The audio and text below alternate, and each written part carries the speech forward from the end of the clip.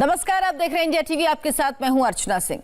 Drugs case में रिया चक्रवर्ती Byculla jail में बंद हैं और जेल से ही इस वक्त बड़ी खबर आ रही है। भायखला जेल पर कोरोना का अटैक हुआ। भायखला महिला जेल में 2 कैदी कोरोना पॉजिटिव पाए गए हैं। रिया चक्रवर्ती का भी कोरोना टेस्ट हुआ है, जिसकी रिपोर्ट आनी बाकी है। जेल अधिकारियों के मुताबिक अगर जरूरत पड़ी तो रिया का एक बार और टेस्ट कराया जा सकता है।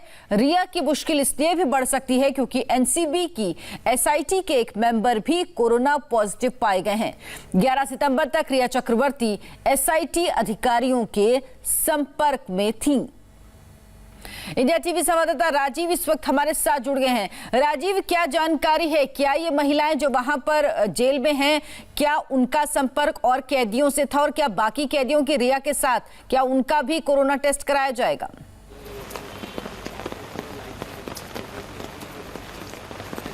देखिए, भायखला महिला जेल जो है उसमें 272 लोगों का कोरोना टेस्टिंग कराया गया है और 2 कैदी जो हैं वो कोरोना पॉजिटिव पाए गए हैं।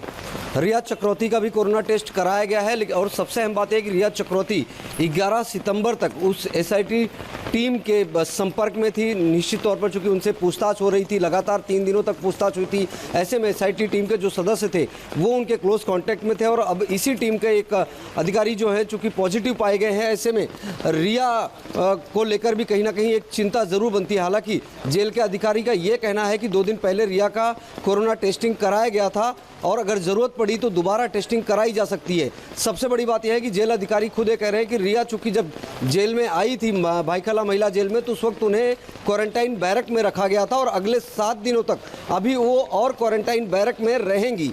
लेकिन यहाँ पर एक देखने वाली बात यह है कि कुछ स्टाफ जरूर ऐसे होते हैं जो क्वारंटाइन बैरक में होते हुए भी उनके संपर्क में आते हैं, क्योंकि उन स्टाफ का एक काम होता है जो जरूरी चीज़ें होती है जेल में खाने पीने से संबंधित वो मुहैया कराई जाती है कैदियों को। तो निश्चित तौर पर रिया के संपर्क में आई होंगी क्या, और रिया के संपर्क में आने के बाद में वही स्टाफ उन दोनों कैदियों के भी संपर्क में आए हैं क्या जो कोरोना पॉजिटिव पाए गए हैं जेल के अंदर।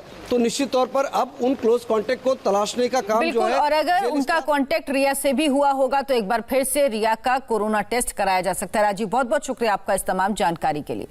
ड्रग्स केस से जुड़ी एक और बड़ी खबर, आज एनसीबी की एसआईटी के सामने श्रुति बोदी की पेशी नहीं हो सकी। दरअसल सुशांत की मैनेजर रही श्रुति बोदी एनसीबी के सामने पेश होने के लिए पहुंची थी, लेकिन एनसीबी की एसआईटी के एक मेंबर के कोरोना संक्रमित होने के बाद श्रुति मोदी को वापस भेज दिया गया। इंडिया टीवी संवाददाता अभय पराशर इस वक्त हमारे साथ जुड़े हैं। अभय, क्या कुछ जानकारी है? एक मेंबर कोरोना पॉजिटिव पाए गए हैं, क्या सभी का टेस्ट हुआ था? क्या कुछ जानकारी?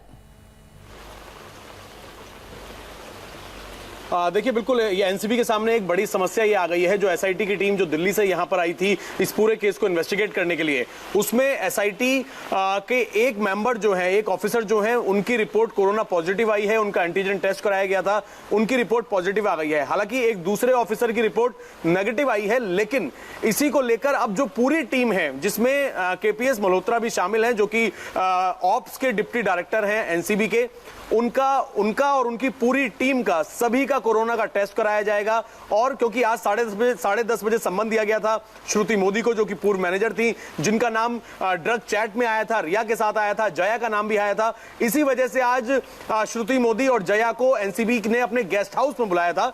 और ये गेस्ट हाउस जो है ये बिल्कुल जो गेटवे ऑफ इंडिया है उसके पास में है एनसीबी का गेस्ट हाउस। वहां पर श्रुति मोदी पहुंच भी गई थी, करीब 10 बजे पहुंच गई थी। 11 बजे उनसे पूछताछ भी शुरू होनी थी, लेकिन तभी यह पता चला कि एक जो ऑफिसर है उनकी रिपोर्ट पॉजिटिव आ गई है। इसके बाद श्रुति मोदी को वहां से वापसी रवाना कर दिया गया और उन्हें भी कहा गया है कि वो भी सेफ्टी के चलते अपना टेस्ट करा लें। अब यानी कि श्रुति मोदी या फिर जया को भी मना कर दिया गया है कि अभी पूछताछ के लिए नहीं आना है, सम्मन को टाल दिया गया है। यानी कि जो सम्मन देने का सिलसिला था, जो पूछताछ का सिलसिला था, वो फिलहाल कह सकते हैं कि थोड़ा थम गया है, क्योंकि एक जो मेंबर है एनसीबी की एसआई टीम के, वो कोरोना पॉजिटिव पाए गए। बहुत बहुत शुक्रिया आपका इस तमाम जानकारी।